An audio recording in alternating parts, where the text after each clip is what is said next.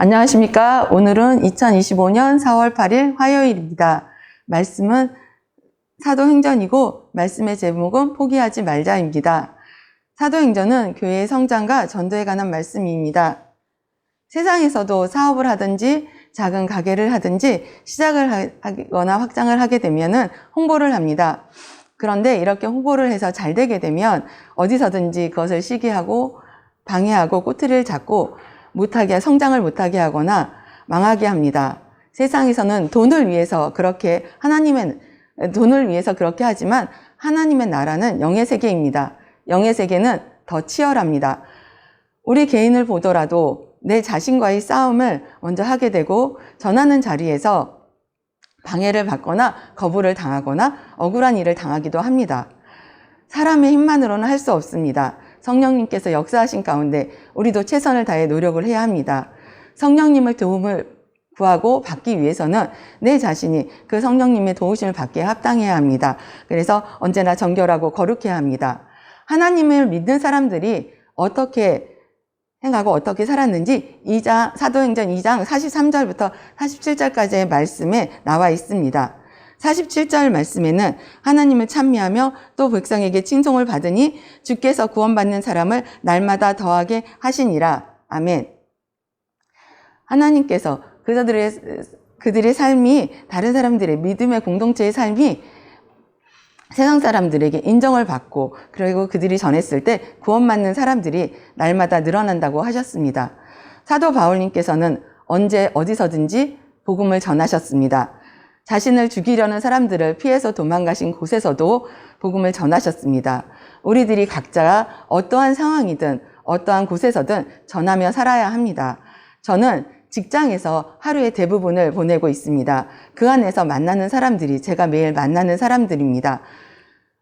직장의 특성상 출퇴근 시간도 각기 다르고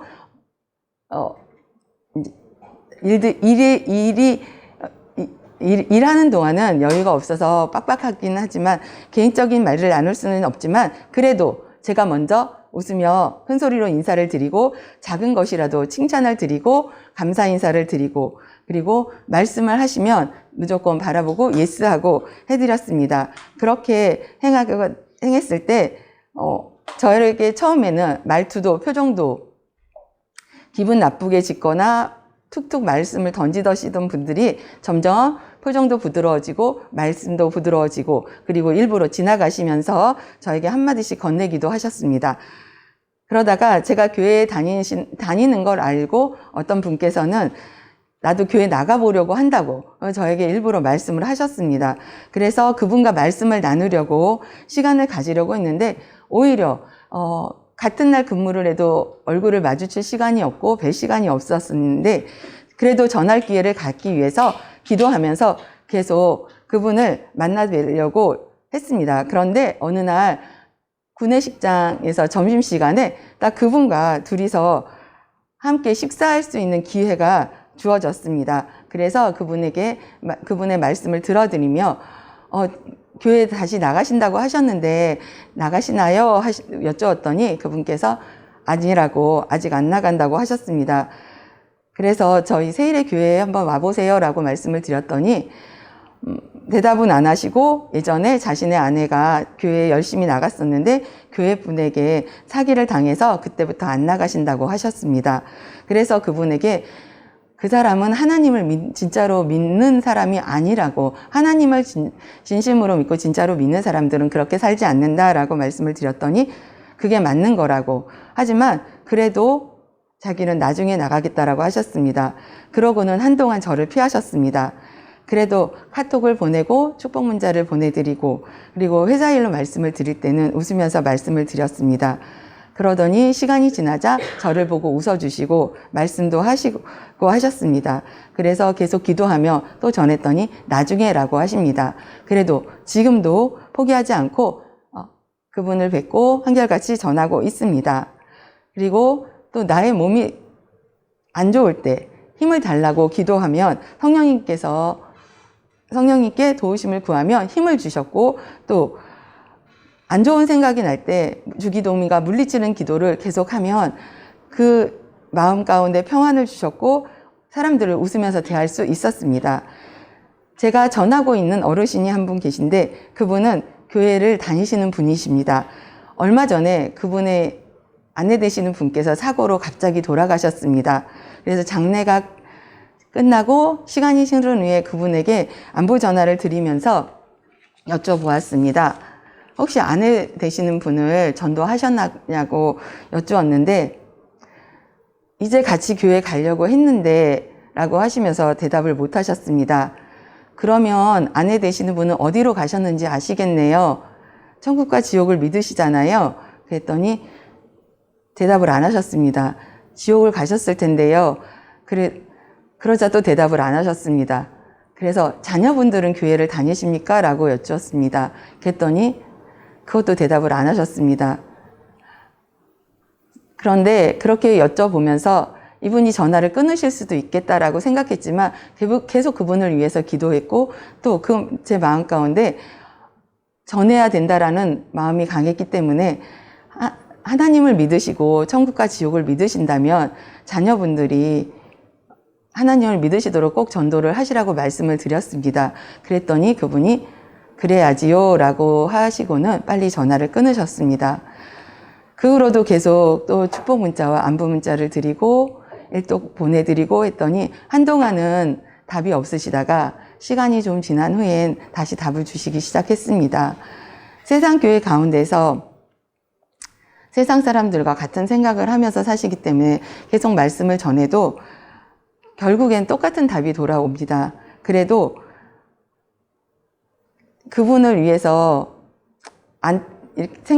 생각이 나게 되고 안타까운 생각이 들어서 기도하게 되고 또 전하게 됩니다. 저는 이것이 성령님께서 주시는 마음이라고 생각했습니다.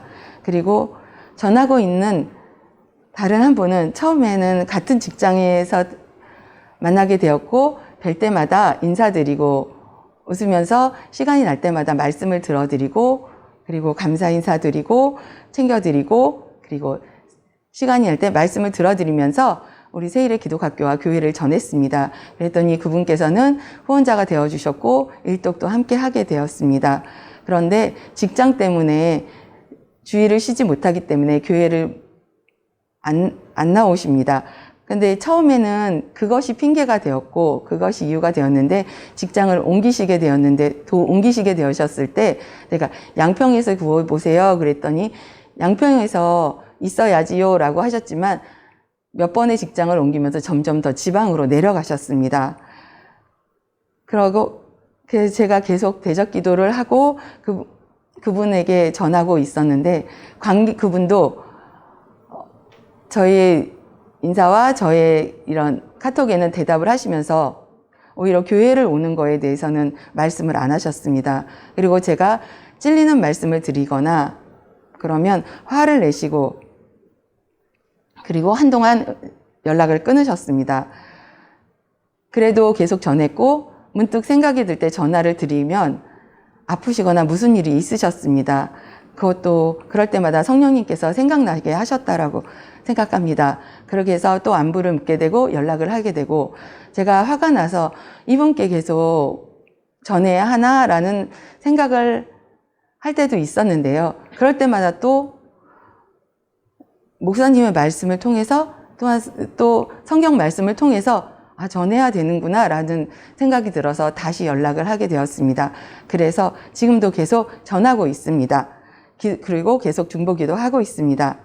다른 한 분은 교회를 다니시다가 서울에서 이사를 오시면서 양평으로 오셨는데 교회를 찾지 못했다고 하시면서 지금 안 다니고 계셨습니다. 그래서 세일의 교회에 오세요 라고 말씀을 드렸습니다. 처음에는 그래 볼까라고 하셨는데 점점 말씀을 드릴수록 처음 말과 다르게 세상 일에 관심이 많으시고 자신의 외모에만 관심이 많으셨습니다. 제가 전하면서 천국과 지옥을 말씀을 드리고 입으로는 무섭다고 답을 하시지만 결국에는 그걸 두려워하는 것이 아니었습니다. 얼마 전에도 잠깐 뵙게 되었을 때 인사드렸더니 저에게 잠깐 인사만 하시고 피해서 가셨습니다. 그래서 그렇지만 또 안타까운 마음이 들어서 계속 전하게 되고 기도하게 되었습니다.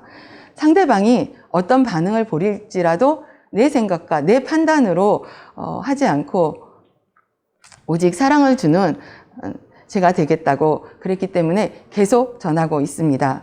하나님께서는 저 같은 사람도 불러주시고 지금까지 참아주시고 사랑해 주셨습니다. 하나님의 사랑에 정말 그 사랑에 감사하며 제가 보답하는 삶을 살아야 하기 때문에 저도 다른 사람을 나의 기준으로 판단하지 않고 비난하지 않고 무조건 예스하며 사랑으로 전해서 열매 맺겠습니다.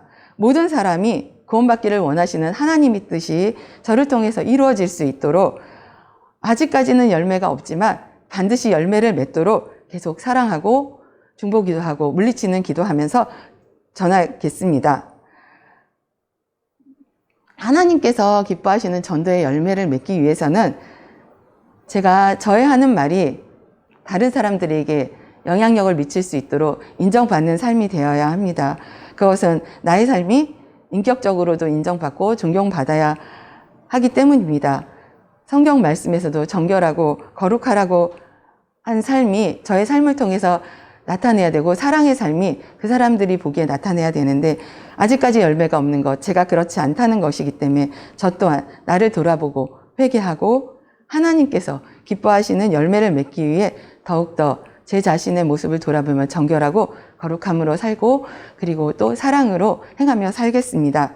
그래서 반드시 열매를 맺겠습니다.